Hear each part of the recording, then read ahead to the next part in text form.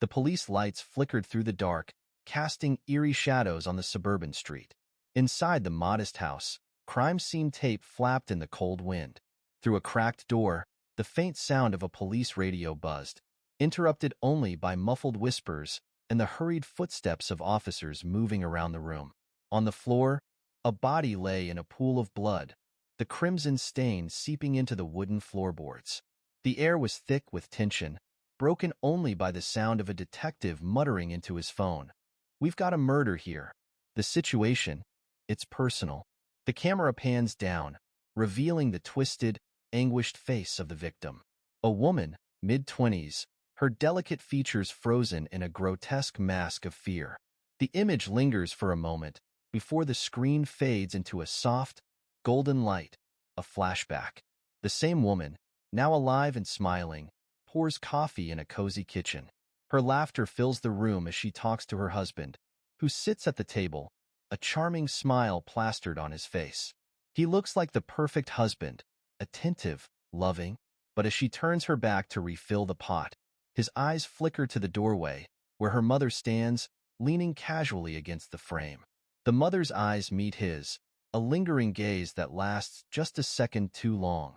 It's subtle, almost unnoticeable, but in that moment, something shifts. The air between them grows thick with a tension that the wife, oblivious in her happiness, doesn't notice. Outside, birds chirp in the bright morning light, but inside that home, something dark is brewing, and no one can predict just how deadly it will become. The screen fades to black, and a whispering voice breaks the silence. A love triangle no one saw coming, and a betrayal that would end in blood. The morning sun filtered through the kitchen window as the wife's mother casually lingered around the house, helping with little tasks here and there.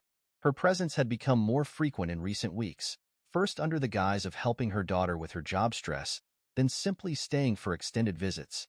At first, it seemed like a kind gesture, but as days went by, a strange undercurrent began to grow in the house. The husband, always polite and accommodating, seemed to find himself alone with his mother-in-law more often. There were moments, brief but undeniable, when the two would exchange glances that lasted just a little too long. He'd brush her hand while reaching for something, and she wouldn't pull away. It wasn't overt, but something was happening between them, an unspoken attraction that grew by the day. One afternoon, the wife had gone out to run errands, leaving the house quiet. The mother-in-law sat at the edge of the couch, crossing her legs slowly, her eyes following the husband as he walked into the room. The tension was thick, the silence between them uncomfortable yet electric. She spoke first, her voice low and smooth. "You know, you're very good to my daughter. Almost too good." The husband paused, unsure of how to respond. His pulse quickened, and yet he didn't move. His hesitation was enough of a signal. She leaned in slightly, her voice dropping to a whisper. "It must be hard, being the perfect man all the time." His heart pounded in his chest. She was testing the waters, pushing boundaries, and for the first time, he didn't resist. He allowed the moment to stretch, to linger. Weeks passed, and the flirtations became bolder. They found excuses to be alone. Innocent touches became lingering hands on shoulders. Glances turned into late-night conversations. The wife, blissfully unaware, went about her days, trusting her husband and her mother completely. Then, one evening, while the wife was out again, it happened. In the dim light of the living room, the husband and the mother-in-law sat closer than usual. Wine glasses clinked softly in their hands. The tension between them had reached a boiling point, and with the last sip of wine, the mother-in-law placed her glass down, her hand grazing his thigh. A heartbeat passed, then another, before he leaned forward and kissed her. It was quick at first, a moment of impulsive lust, but neither of them pulled away. The affair had begun, dark and twisted, like a snake coiled tightly, waiting to strike. Over the next few weeks, their secret grew harder to hide. They met in hidden corners of the house when the wife was out. Each time, the danger excited them more. It was only a matter of time before they would be caught. But one night, something changed. The wife came home earlier than expected. She walked through the door, her voice cheerful as she called out, "I'm home." The sound of hurried footsteps from upstairs met her ears, but she didn't think much of it at first. As she moved through the house, however, a feeling of unease washed over her. Something felt off. Her husband came down the stairs a little too quickly, his shirt slightly untucked. He greeted her with a kiss, but his smile was strained. The mother-in-law, moments later, appeared from the hallway, adjusting her blouse casually, but her movements seemed hurried. The wife smiled at them, her trust unwavering, but a tiny seed of doubt was planted in her mind. From that day on, the wife started noticing little things. A strange tension between her husband and her mother. Awkward silences. Lingering looks. Her gut twisted every time she saw them together, but she couldn't place why. Then, one night, she noticed something unmistakable.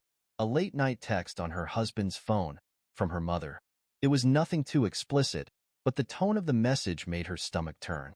The wife's world began to crumble. She didn't confront them right away. Instead, she watched. She waited. And as the days passed, she started seeing more. The way her husband's hand brushed her mother's arm when they thought she wasn't looking, the hushed conversations that stopped the moment she entered the room. She couldn't deny it any longer. Her husband and her mother were having an affair. But the wife wasn't ready to let them know she knew. Not yet. She had a plan. A plan to expose them both in a way that neither would see coming. The wife could barely sleep, her mind racing with suspicions she didn't want to believe. Every glance, every whisper between her husband and mother replayed in her head like a broken record. She needed proof, something undeniable. She began paying more attention to the smallest details, watching closely, documenting everything. The affair was no longer just a gut feeling. It was becoming a cold, hard fact.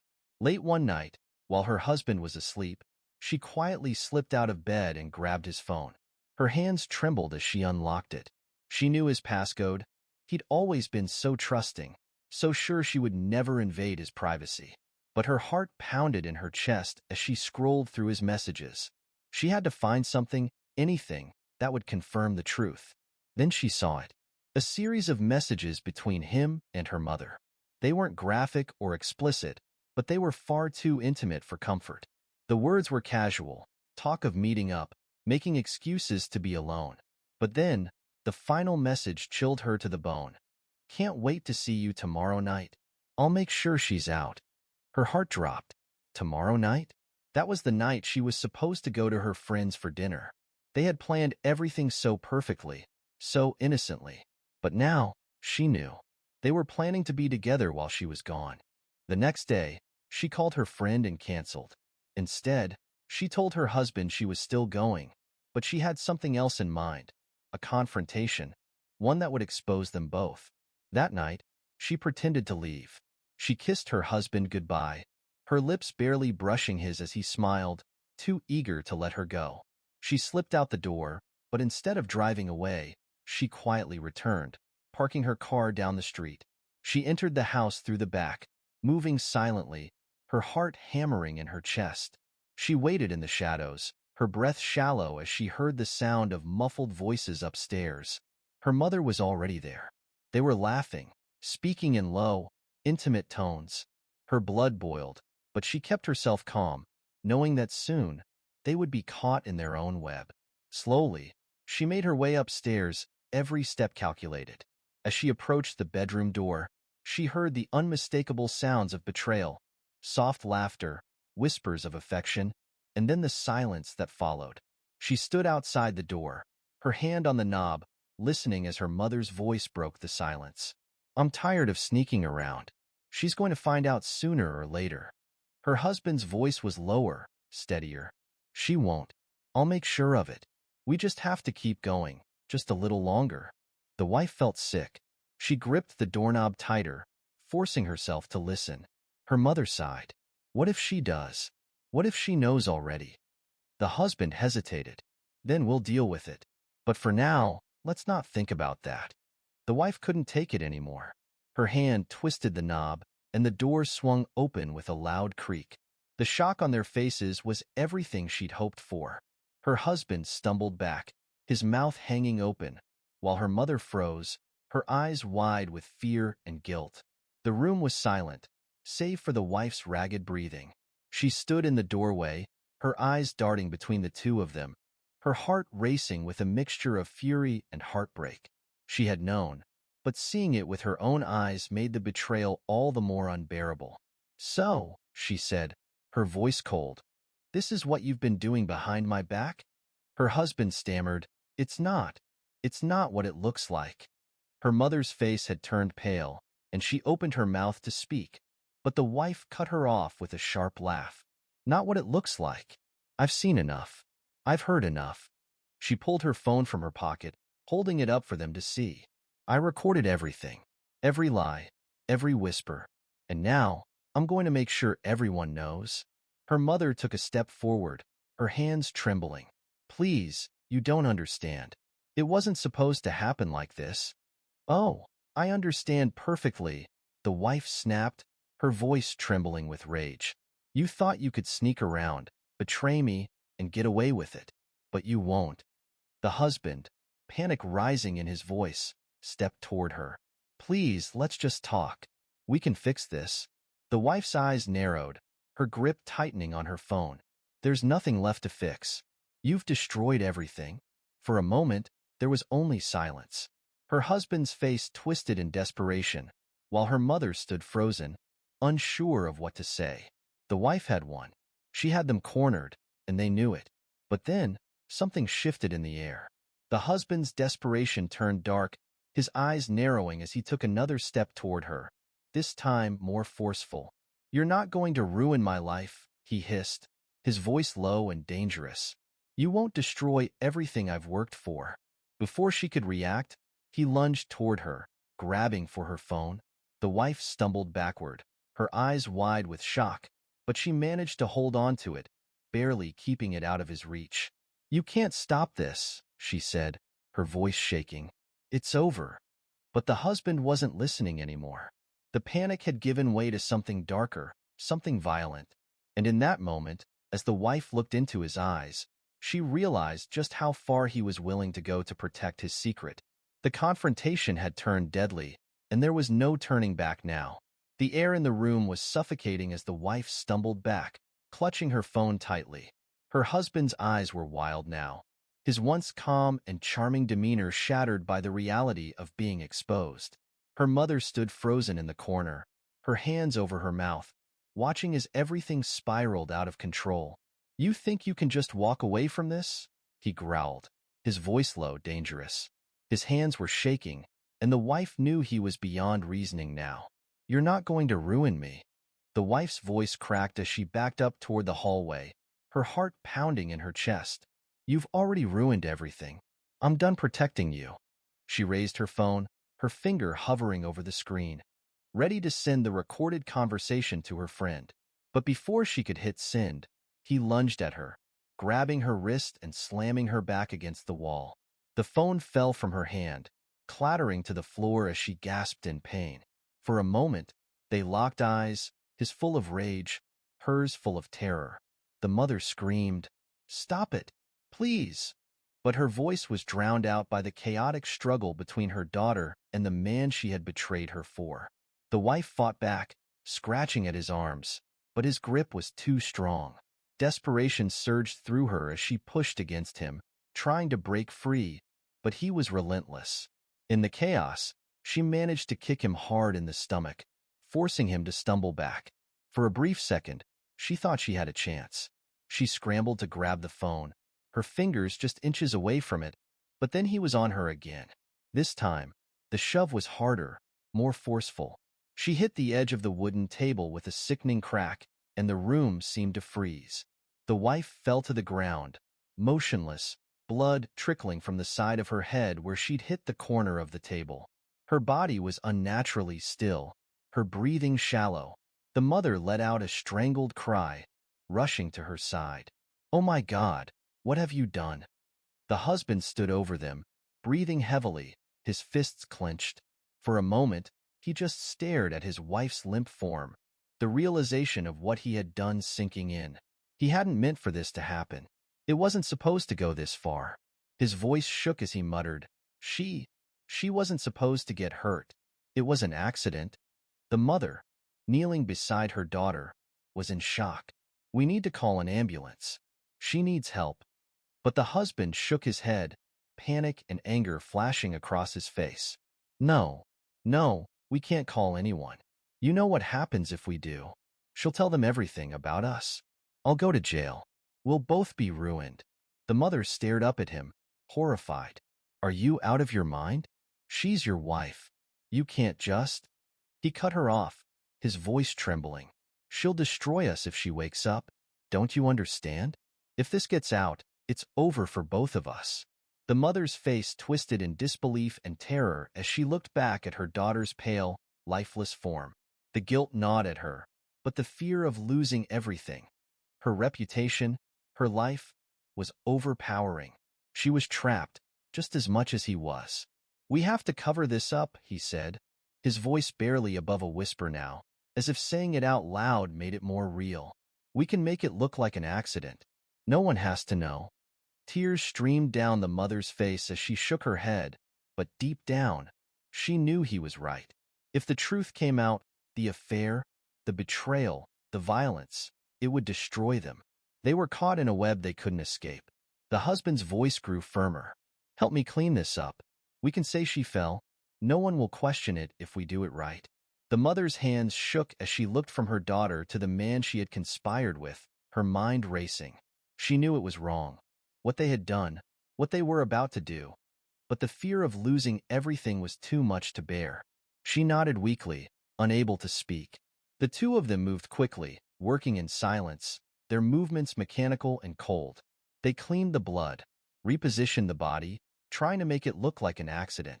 But every step was a reminder of the horror they were now part of, a lie that could unravel at any moment. As they worked, the mother's guilt consumed her.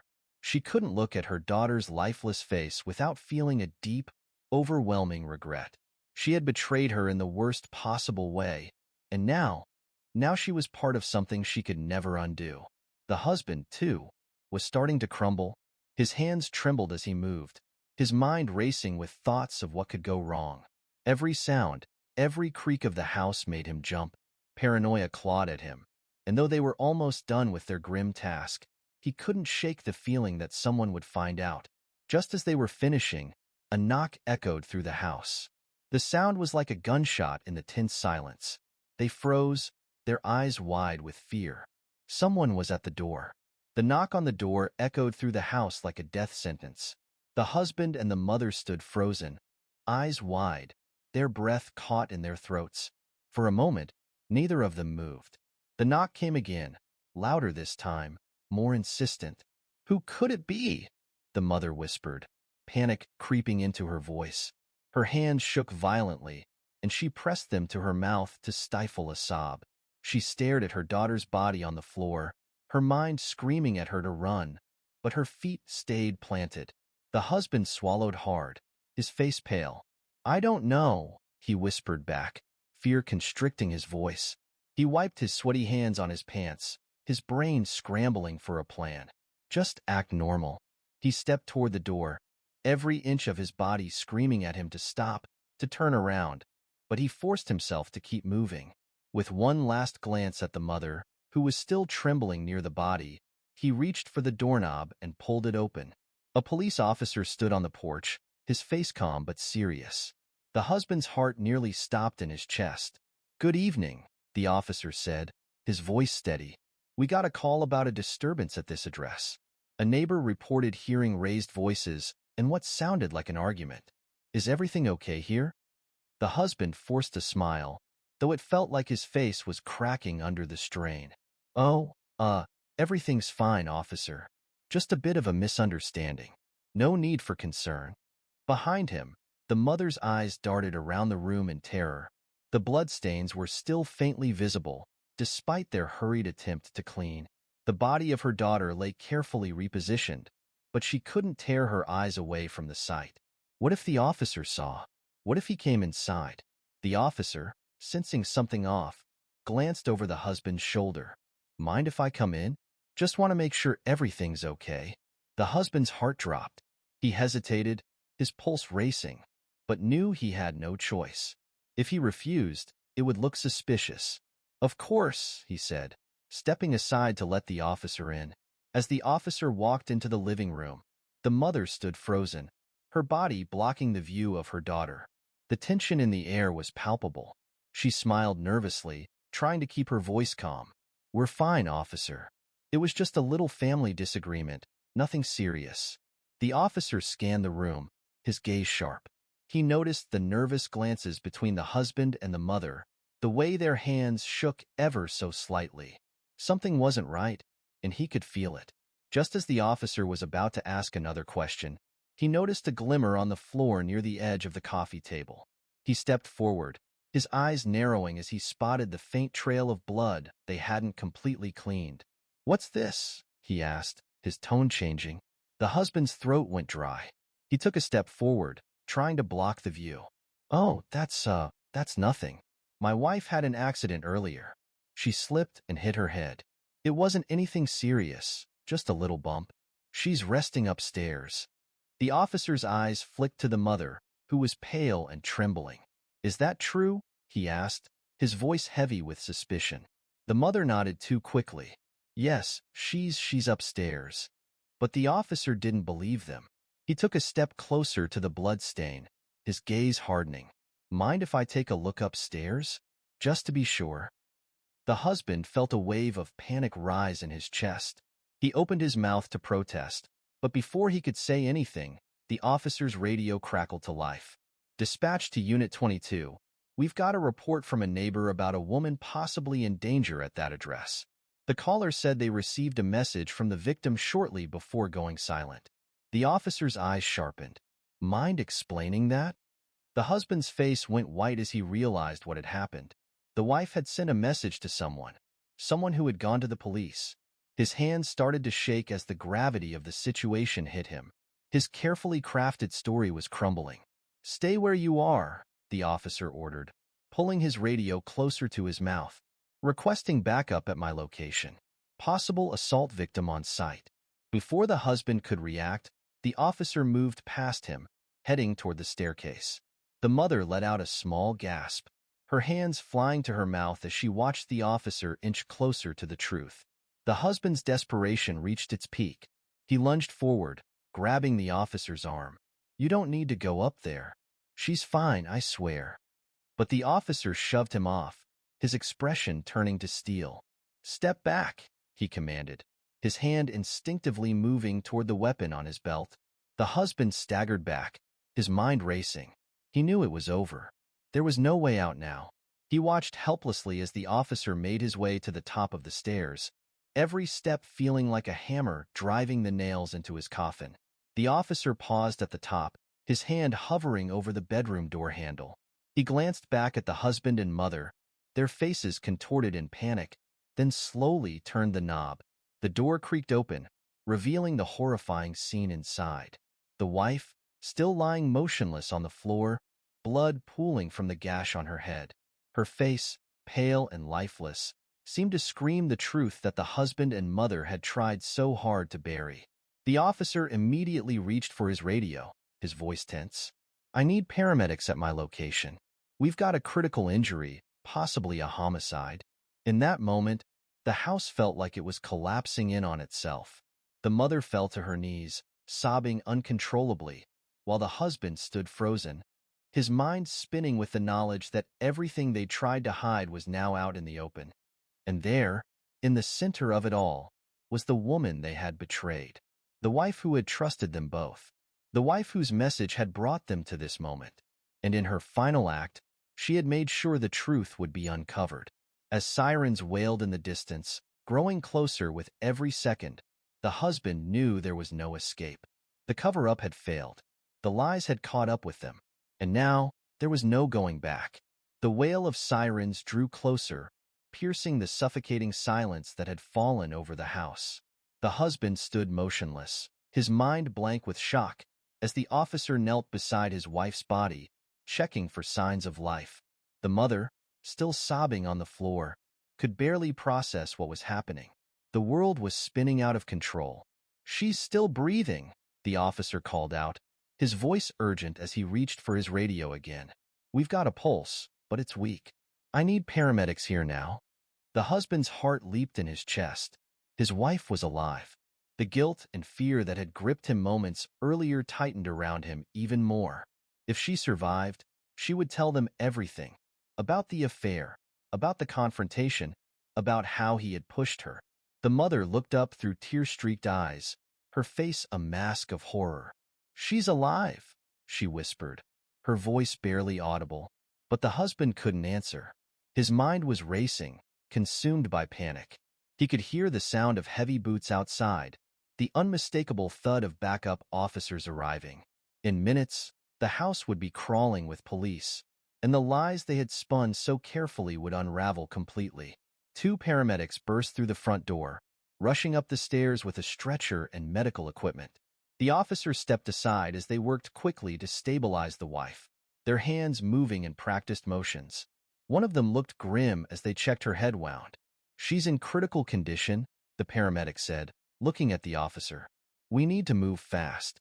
As they lifted the wife onto the stretcher, her body limp and pale, the husband's knees buckled. He collapsed onto the floor, his head in his hands. This was it. He was finished. There was no way to hide anymore. The officer, his face hard with suspicion, turned to him. "What really happened here?" "No more lies." The husband's mouth opened, but no words came out. He couldn't think straight. The room seemed to close in on him, the walls tightening with the weight of everything they had done.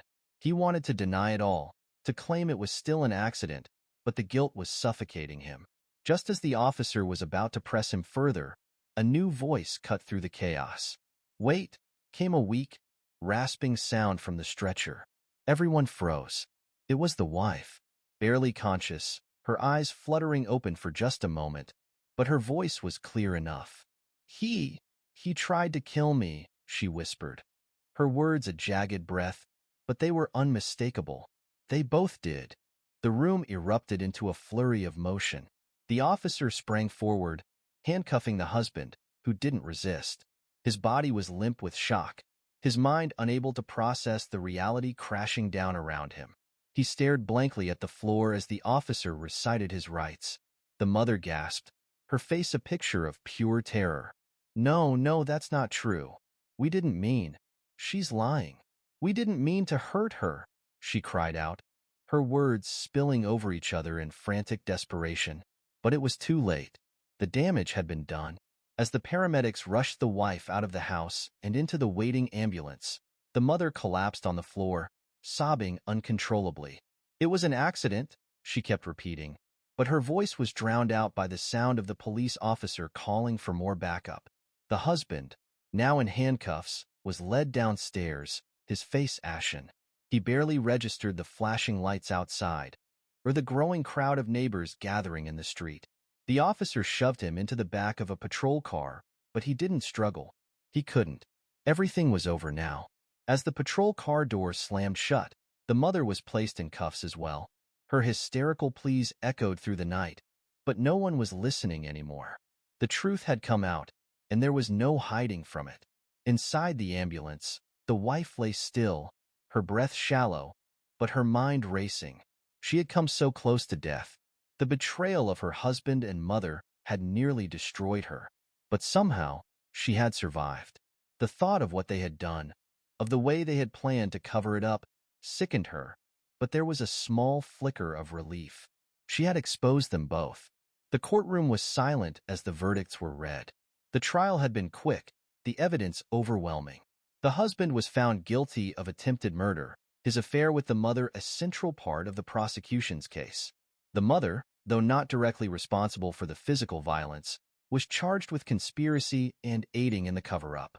The wife sat in the gallery, still recovering from her injuries, her head bandaged, but her resolve unbroken. She watched as her husband and mother were led away in handcuffs, their faces hollow with defeat. As the courtroom emptied, she sat there for a moment, staring at the empty seats. The weight of everything that had happened pressed down on her, but there was a strange sense of peace as well. She had survived. She had fought back. And in the end, justice had been served. Outside the courthouse, reporters swarmed, cameras flashing, but she ignored them. She didn't care about the headlines or the whispers of scandal. All she cared about was moving forward, free from the lies, free from the betrayal that had nearly cost her everything. As she stepped into the bright sunlight, she breathed in the fresh air, a new sense of clarity washing over her. The nightmare was over. For the first time in months, she felt alive. The courtroom drama was over, and the world had moved on. But for the wife, the echoes of that night still lingered. Each day since had been a battle, recovering physically from her injuries and emotionally from the betrayal. The trial had been a whirlwind, with lurid details splashed across the headlines: husband and mother-in-law's secret affair exposed in murder plot.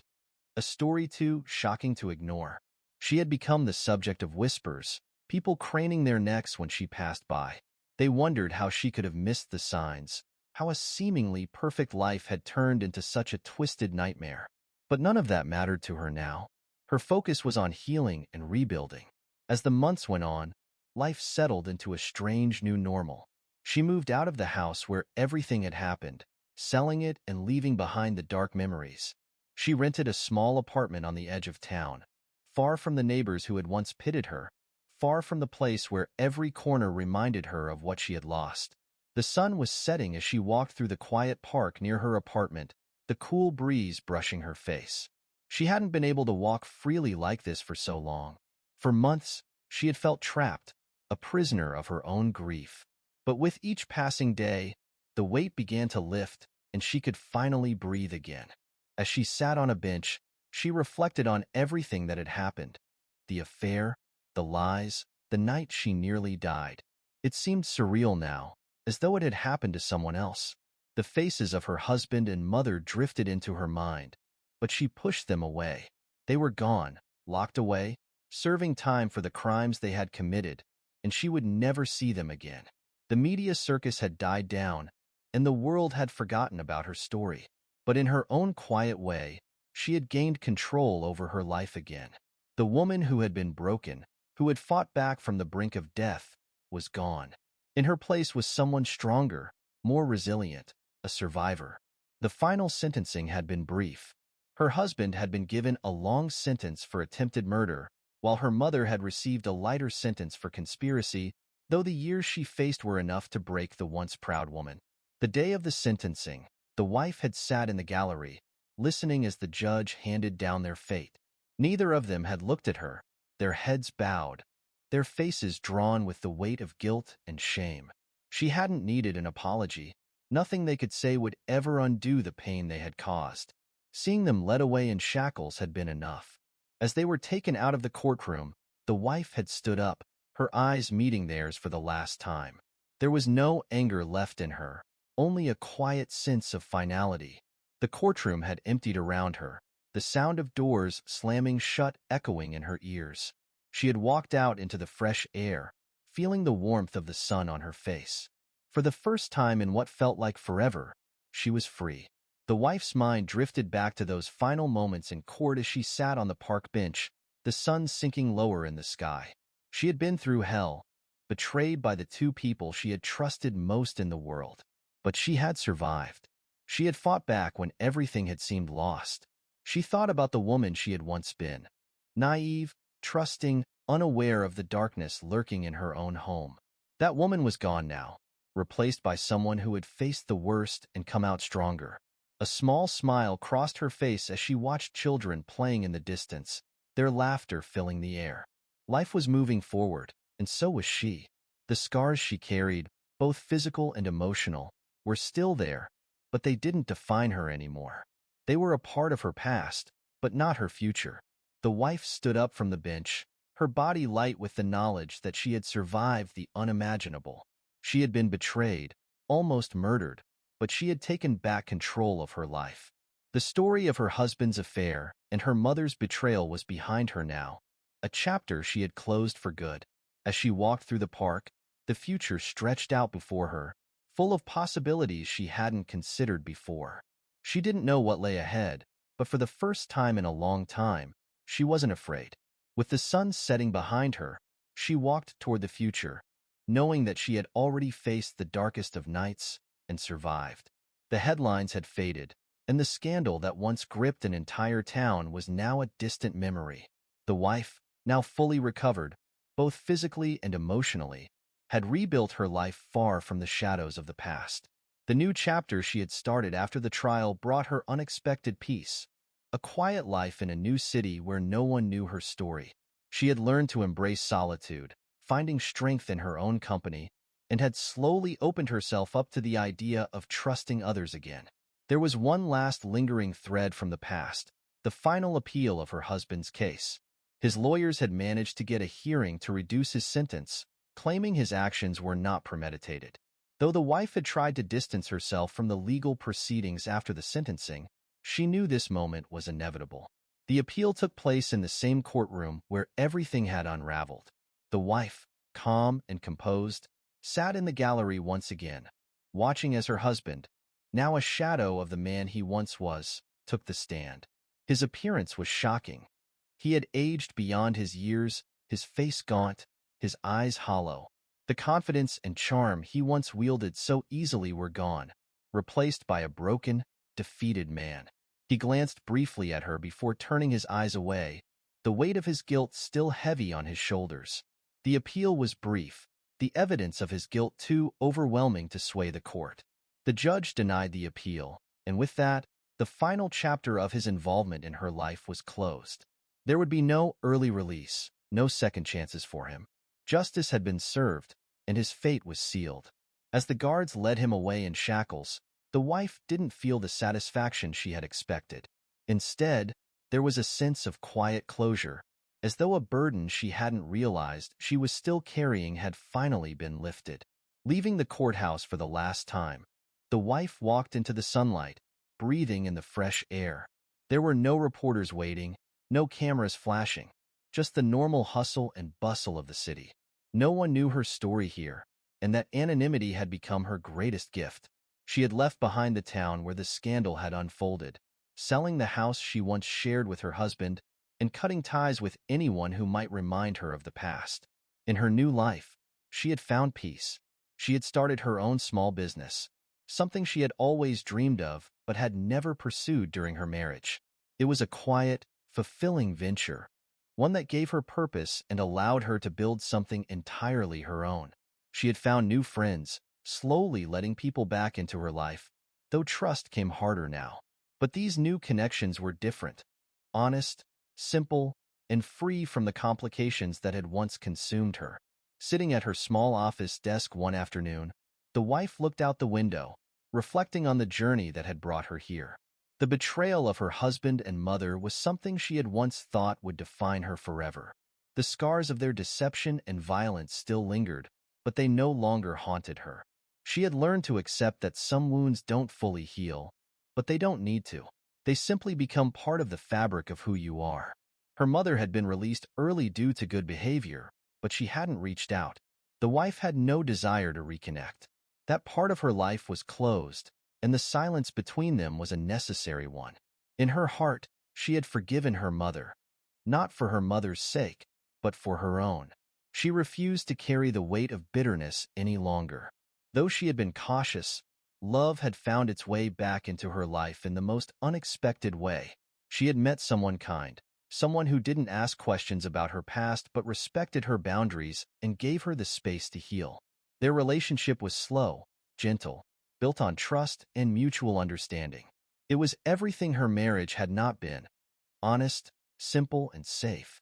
One evening, as they sat together on her porch, watching the sun set over the horizon, he gently took her hand. She didn't pull away. For the first time in a long while, she felt ready to let someone in again. "I know you've been through a lot," he said quietly, his thumb gently brushing her palm. "You don't have to tell me everything. Just know I'm here." She smiled softly, a warmth spreading through her chest. "Thank you," she whispered, leaning her head on his shoulder. The shadows of the past no longer had power over her. She had found peace in the quiet moments, in the slow rebuilding of her life. And now, as the sun dipped below the horizon, she looked forward to a future filled with light. Years passed, and the wife, now no longer defined by her past, continued to thrive. Her business grew, and she became known in the community as a strong, resilient woman who had built something beautiful from the ashes of her old life. She never spoke publicly about the affair or the attempted murder, but people whispered. It didn't matter. Those who knew her respected her for the quiet strength she exuded, the grace with which she had rebuilt herself. One day, as she sat with her now husband on their porch, the distant echoes of that dark chapter in her life felt like someone else's story. She had written a new one of survival, forgiveness, and, finally, love. The final chapter of her life was one of peace. She had faced the darkest betrayal, the most gut-wrenching hurt, but in the end, she had emerged not just as a survivor, but as a woman who had learned how to thrive in the wake of devastation. As the sun set, she smiled, knowing that she had the power to define her own story, and it was far from over. Time had marched on, and the events that once consumed the wife's life had receded into the background of her memories. Now in her 40s, she had created a life of strength and resilience, a testament to the power of survival and the capacity to rebuild from unimaginable betrayal. The business she started had grown steadily, and she became a respected figure in her new community, known for her kindness, quiet wisdom, and unwavering determination. She never shared the full story of her past with anyone new in her life.